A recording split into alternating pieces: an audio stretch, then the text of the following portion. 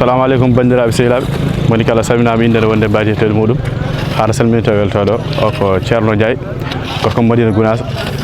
alhamdulillah rabbil alamin en garini ɗo hande dawande ceerno men halifa tedduɗo ceerno men Ceerno Ahmad Tidiane radiyallahu taala anhu yo welede Allah wone makko. alhamdulillah rabbil alamin en mbaɗino daw eɗen mbaɗon dawi ziyar kadi en mbaɗi hikka en puɗɗima wonde waɗannemo dawol ziyar hono lewru korko tedduɗo ndu en mbaɗi ɗum pour fittude guese ba alhaali pour ndungu no remira kadi alhamdulillah enen foof en dawi machallah dawama no fewi kadi golle ɗen ina jubɓi no jarani alhamdulillah rabbil alamin. dawol hande gol ɓurno namdade ko batte matériel kadi alhamdulillah mataw ko yimɓe foof kadi ko enen gandi Madina enen foof ken remiyankoɓe kadi guesa Ceerno Ba ko hemba jeeya kadi en tinnimo no fewi en gari en gaddi ratoji ha e sofirangauji e jambe foof nanɗo alhamdulillah rabbil alamin en mbaɗi en fodde ko heewi kadi en ɗamina ɗo e kam ɗo e 16 heures mo en mbawa gaynude guesa ba kadi paɗenmo e konngol makko machallah alhamdulillah rabbil alamin. hande kay jeunesse Madina o guila e fuɗɗode meɗen ha to jarten hande ɗo en jii sukaɓeɓe foof dawi machallah eɗen keɓɓiti mawɓe no fewi kadi eɗen ñaagui duwaw mbawaten walludeɓe ha mbawen yettinde ɗum ɗo dawi ɗi no hannirta ni kadi mbawen yuɓɓinde golle ɗe. en jetti Allah tan Allah wurni en en ñaguinoma Allah yo Allah tawni en ko arata ari kadi Allah tawni en ha Allah hoddiri en mba zulm wuuri meɗen to guesa Ceerno ɗum yiiɗi o yinno ko hande tawa guesa mbana gasa fitte ha laaɓa kono noon yimɓeɓe jalti kono kaɓorɗe garani ko kaɓorɗe ɗe woni yimɓeɓe sona gara yo bakkilo gadda ratoji ko gollata ko sinno ratoji ɗi garino tanno en kooti ko woni ɗo ko dari ɗo ko fof sinno no jogui ratoji wallahi Allah tanno en kooti ko ɓooyi ko noon ratoji ngala tawɗa yimɓe temedere fof tawa ko jogui ratoji ko ɓuurani sappo ɗum noon ko ɗum tardini golle ɗe kono yimɓeɓe kam jalti jaltugol kanugol yaltede ngol heddi noon ko kaɓorɗe woni garani ɗum noon eɗen fof tinnoɗen no goto fof no jogui guesa mum ina andi dawol guutal kam ko rato tan haalama haaltama e en tinno beela Allah walla en kam so Allah tawni en kam aset paaɗo beela Allah walla en mbawen cokkide guesa mba yimɓeɓe larta ratoji rato ko temeɗɗe 2 hay gorko goto ronkani hebde rato hay goto ronkani hebde rato ceerno ɓuuri ɗum yimɓeɓe no poti tinnade jaranma hunde foof kala ko mbaɗanɗa ceerno ɗum ko tono mawɗo aduna e lakara foof ko ɓeydare ɗum noon tinnoɗen yo Allah wallu en radio o kadi tinnima on jarama min calmini maccuɗo haaju mumen min calmini Abou Dia en min calmini Bassirou Ɓane en e dendagal wonɓe toon Amadou Samba Loɗo en fof miɗen calminaɓe min jarama yo Allah yo moƴƴere yo Allah rokku en kadi tawede mo wuuri eɗen ɓeydi e diineji men almudagal men yo Allah juutnu gurdam ceerno ɓoyanamo ɗo barke Sanam Tidiane yo Allah juutnu gurdam ceerno yo ɓoyan en ɗo Allah juutnu gurdam ceerno Ibou en e dendagal mawɓe dental ɓal yo Allah reen e dendagal almuɓe kadi yo Allah reen yo Allah rokku en hedde e yamirore e wadde yamirore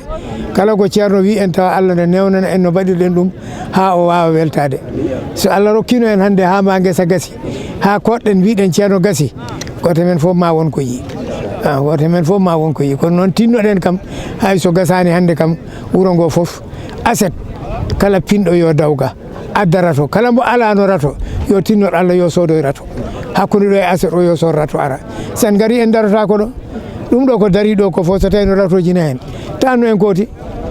en gooti yo Allah wallu noon oɗon jarlo oɗon jaafo kala ko haala hen fewani gacca noon min hakke. assalamu aleykum rahmatullahi taala wa barakatuhu min calmini min juurima min ñaguima duwaw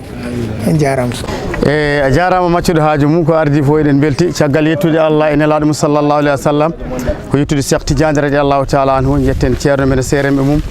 Cheikh Siraji Dine ceerno Alhaji Mouhamadou Seydou Alpha Hamad yo Allah yoɓanembo moƴƴere en jetti en juurima eɗen ñaago yo Allah ɓoyno gurdam ceerno men kalifa men ceerno Alhaji Amadou Tidiane ba wadde hen cellal duumigal e hattan eyyi ko lappol seede pulagol ngol settota ko fenade ba Kalidou Tukkal Malal woni kaldo e mono e miñam ba Boubou Demba Malal ɗo e Madina Gounass legal Sifaw yettu jiya teewi emin jettuma no feewi e darde ma e pellital maɗa e sabu alhamdulillah rabbil alamin Allah kala nde golle ɗe nodda ko fate yamirore ko fate golle ceerno oɗon gara mbaɗon hen e fodde moɗon mbaɗon hen golle joɗɗe golle pattam lamiji cakton ɗum kollon windere nde ɗum noon caggal yettude Allah eɗen mbiya bandiraɓe en julmbo wuuri en tawama hikka yo Allah hokki en tawiɗo saaha mbo wuuri taw eɗen ɓeydi en gustaki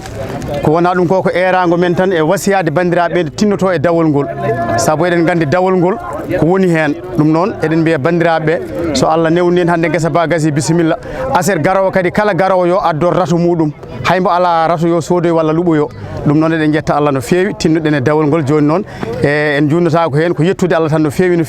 eɗen ñagono ceerno meɗen Allah moƴƴere balɗe juɗɗe battane moƴƴe mo ganduɗa ko nafoore windere nde foof ɗum noon enen wonko Allah hokki en enen ɓesgu Madina Gounass ñagoɗen tan ko yo Allah hokki en fandinde Allah hokki en kadi fandude hen eɗen ɓeyda erago noon e ɓesguji ɗi eɗen jetta noon ceerno Siraji Papa mo ganduɗa e tigui tigui ko guiɗo men sehil men e dendagal ɓesgu ceerno tan en calmini en jetti Boubou Demba Malal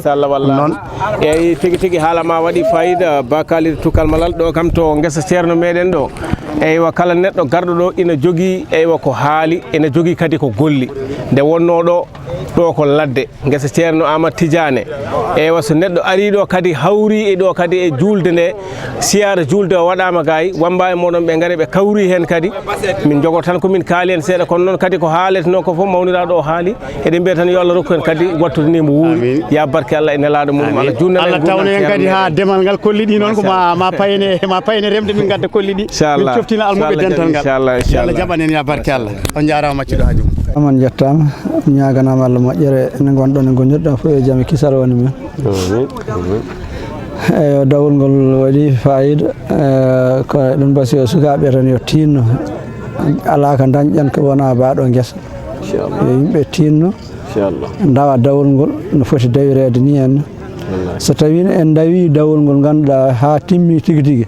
haydara e oɗo saaha tawanno en kooti kono noon alhamdulillah rabbil alamin ko seeɗa dawaɗo on kadi alhamdulillah rabbil alamin heɓama liggama ko waɗi fayida kadi yo Allah rokku en kadi barke gonɗo hen o e barke Allah ene ala ɗum ɓurɗen ɗo hande ngakkirede tan ko to banggue ratoji yimɓe hewɓe nan ɗo jooɗi ɓe ngala ratoji ne gaari ha heewi kono noon ratoji ngala machallah kadi ne waɗa peeje kadi ne waɗe leɗɗe ne haɓɓedire ne ratire e juuɗe e foof aset o kam so Allah jaaɓi inchallahu taala goto fof yo tinno waɗa anniya muɗum ɓe dawa law ɓe pina ga e guesa he yimɓe koota guila subaka e gadda ratoji mumen ligguey o namni tan ko rata hande kam ga o ko rata tan namni so firan en ɗum ɗo en fof ɗum rata tan hande ɗo namni eyyi ko adi foof min salmini min juurima minen mbiye walla mbiɗa wiye Abou Diop eɗen gimmori leegal men Nasrullahi woni sababu garga men ɗo e oɗo ñalawma hande ko sababu gowɗo wadde e kala saaha nde tawno neɗɗo ene wodani ɗum e kala saaha ko wiyete jogade e jiknaɓe walla jogade ardiɓe walla jogade ko wiyete ko halifaɓe so tawi noon a joguima ɗum ɗon ewa settinta koye hono ɗiɗo ñalawmaji so tawi woni aɗa wiya tan ceerno ko ceernam so tawi hono ɗiɗo ñalawmaji so keedi a wawa yiyede hen a teskaka hen ene wayno an ko noddirɗa ko ene wawi taw ene manki ewa labtude alhamdulillah rabbil alamin noon en jetti Allah subhanahu wa taala o dokkuɗo en fartange wawde tawede e oɗo ñalawma hono no rokkirno en fartange wawde tawede ñalawmaji ɓennuɗi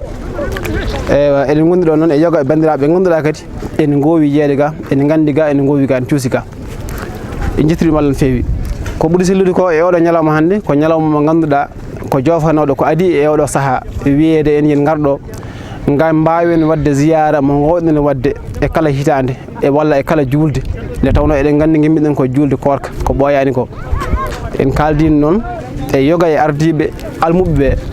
kaldi en walla kalni en yoɓe garga mbawen wadde ga ziyara ngam fittude guesa ba nde tawno ko ɗo woni to almudagal men labtata ko ɗo woni to batten almudagal men ha almudagal men sella nden noon ko ɗum woni ko addi en ɗo e oɗo ñalawma hande alhamdulillah rabbil alamin noon eɗen mbawi wiide yimɓe ɓe gaari no moƴƴi hayso tawi ene wawno ɓurdi ɗo ene jeeya hen noon ko waɗi caɗele seeɗa ko fate banggue matériel ha tengti ko wayno ratuji ene hanno ɓuura ɗo no fewi nde tawno ɗum woni ko rokkata wune yimɓe ɓe so tawi woni yimɓe ɓe ngari e keewal ko gollirte ko arani en wawi wuna wasa dañade kono fof mone waadi noon en jetti Allah subhanahu wa ta'ala o dokkude en tawede oɗo ñalawma ha mbawɗen kay arde e hono ñalawmaji ɓennuɗi ni eɗen ñaagui kadi nde o newnanten wawde wattude ni e ñalawmaji goɗɗi garoyuji yeeso taw eɗen celli eɗen cellira enen kala e wondi meɗen saabu hono rasul bil haqqi sallallahu ta'ala alayhi wa sallam eyi kañum kam message mo mbatten o ene wawi taw pular no wiyata ni kodo rewono tan reftete e kala saaha haɗata noon nde tawno gosraɗo serta e lawtade so tawi kay ko lawate ko gasani message mo mbatten o ko message mo mawɓe men mbaɗi mo message mo ardiɓe men mbaɗi ko on kadi woni message mo mbatten enen en jiyani en nanani caggal Allah e nelaɗo muɗum ko ceerno wonen en ɗo hadde so tawi noon hakkude almudu e ceerno o ko woni ɗon ko woni yamirore nde heɗade yamirore nde e kala saaha ko ɗum woni ko woni seede almudo o e almudagal muɗum nden noon so Allah waɗi hande ñalawma oɗo en mbawani yettude golle ɗe ase ɗo en haani dendagal pinnowo e nder wuro ngo jimmiɗo tan e duuɓi 5 walla duuɓi 4 ha yettandamo e duuɓi 60 ɓeɗo no potiri ni so tawi goto kala ƴetti kaɓirgal muɗum woni matériel muɗum ha tengti ko wiyete ko ratoji en kawri ga e on ɗon ñalawma ma golle moƴƴi daña ga te kadi ma golle joɗɗe daña ga kadi ma wuni kadi wat inchallahu taala ko ɗum woni gonɗo eerago mbaɗanmi dendagal pinowo e nder wuro ngo ko mbawnoɗa gollude foof ko mbawnoɗa jaggude foof so tawi ka joom bitik so tawi ko jeere dawata ka jeeyowo liɗɗi so tawi ka mécanicien so tawi ka soudeur so tawi ka menuisier so tawi ka maçon so tawi ka électricien so tawi ka peinturowo so tawi ka karole so tawi ka plombier ko mbawɗa wonde foof eɗen gandi ha tengti e taxi ji moto ɗi ha tengti e tayroɓe ɓe surtout ma noon métier ɗe ganduɗa sa dawi ka dawnowo eɗen gandi won métier ɗe goodi sa dawi a dawno sukaɓe a kewa teb ko wayno sen dokki hen yeeru ko wayno soudeur wawa dawde kañum goto sen dokki hen yeeru ko wayno maçon wawa dawde kañum goto sen dokki hen yeeru ko wayno plombier walla peinture o wawa dawde kañum goto garon ga en e dow noon ardude e matériel muɗumen so tawi wayi noon tan aadi o adorama noon e kala saaha inchallahu taala hunde nde jañata sababu nde ko wonɗo ko enen mbawi ɗum ko wonɗo ko enen ɓuuri ɗum kadi himɓe men ene foti ɓurde ɗo inchallahu taala min ko Alseyni Bolol Sow wiyete légal Mousdalifa day korka ka ha gasi ko min dawoɓe min meeɗa luppude ko mawɗum min jetti Allah kadi min belti hen min jettani Allah kadi arɓe ɓe eɓe garani ɓe foof min beltani ɗumen won noon no mbimami ni hande guesa ceerno men yamirore goto fof ko gueɗu mum tan aranta mo Allah addi fof arana gueɗu mum mo Allah kadi mo arani kadi no ko dañani no ardi tan kono ala kam donc jiɗɗo gañƴo arde kam kono ne welta dawama kadi machallah alhamdulillah ɓuuri hata jinede koto ratoji ɗi ko ɗi ɓurno hata ɓuuri hande wadde doole kala mo dawrano ɗo rato koko jooɗi ko ma goɗɗo tampa tan kadi nde heɓa rato muɗum ɗum woni ko addani yimɓe jooɗade ko kono ratoji ɗi kam guila gaari daraki koko liggoto tan wonno noon message on arde ni wiyano ko sofiraŋaji en ɗumanaji men kono ɓuuri tidde hande wadde doole ko ratoji ɗi sofiraŋaji ɓe ne coppi kono ko mawɗum kadi machallah yimɓe ne liggode enen ko ɗo gonɗen taw en cuwa ƴangde enen jiɗɗen kay komo gasa jiɗen kay gasa haade en cuwa ƴangde taw woni anniye men kay ko yoba gas wonani anniye men kam wonde kam eɓe walta en jiiɗa ɗum kam sona tawa en jiiɗa ɗum jiɗɗen kam komo gasa min jiiɗi ko kala ɓi madinnaji gonɗo ɗo so waktu dawol yamirore yonti woppa ko waɗan ɗon ko ara dawa yamirore so halti kadi fata e haaju mum ko ɗum min erotoɓe ɗum min ciftondeɓe koye ɗum min goni koye ɗum ɓe tawi min jiiɗi kadi ko ɗum kala koɓe mbaɗani min ko wona ɗum min jiiɗa min jiiɗi koɓe gara e yamirore he so dole donkiyoto kamɓe goni juuɗe goni koyɗe ɓe gara soɓe gari eɓe gonde sembe ɓe gonde ballal Allah e duwaw ceerno. Assalamu wa rahmatullah seydi Abou Thiam maccuɗo haaju mum min calmitima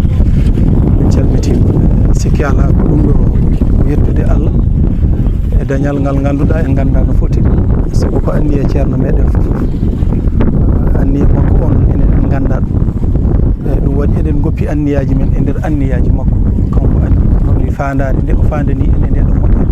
kono enenne kam eɗen gandi holko wonani en eɗen gandi ɗumtal haajuji gongal e dawol guesa ceerno eɗen gandi dañal gongal e guesa ceerno eɗen gandi hay cellal kadi gongal e guesa ceerno lillahi alhamdu kala ko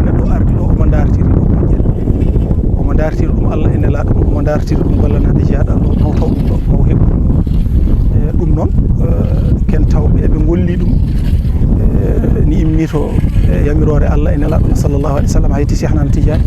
ha yetti e seeramɓe ɓe ha yetti Seydi Alhaji Mouhamadou bin Seydi radiyallahu ta'ala anhu mo ganduɗa ko kañum woni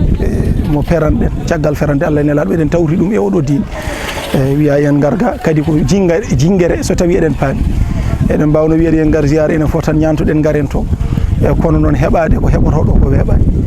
kono garen ziyara ceerno juurade ceerno garen ga taw eɗen mbarñani ɗeɗo golle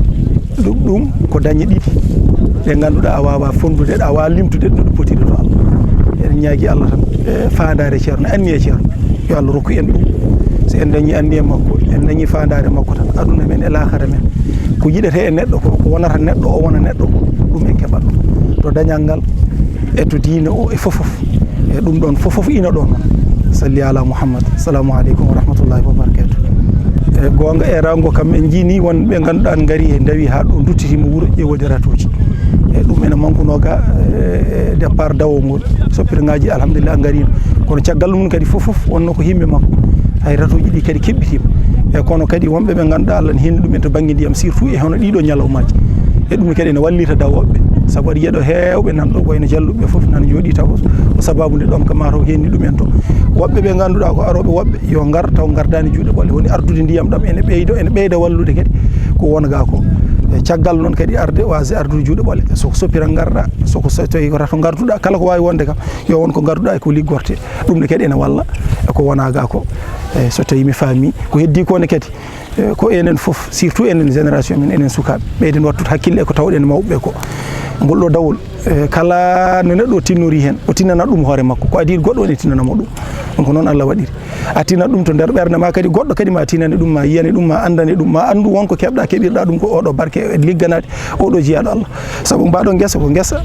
nelaɗo Allah sallallahu alaihi wasallam so tawi aɗa andi holko yaltata e mabɓe holko waɗete e mabɓe holko gollirte e mabɓe so tawi neɗɗo ene andiri noon tan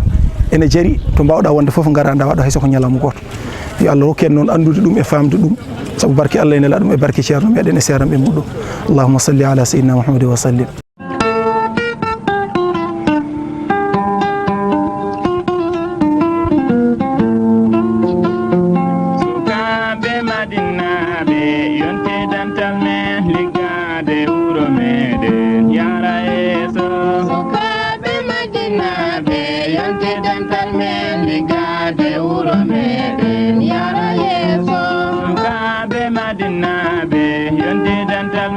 ligade wuro meɗen yara yeso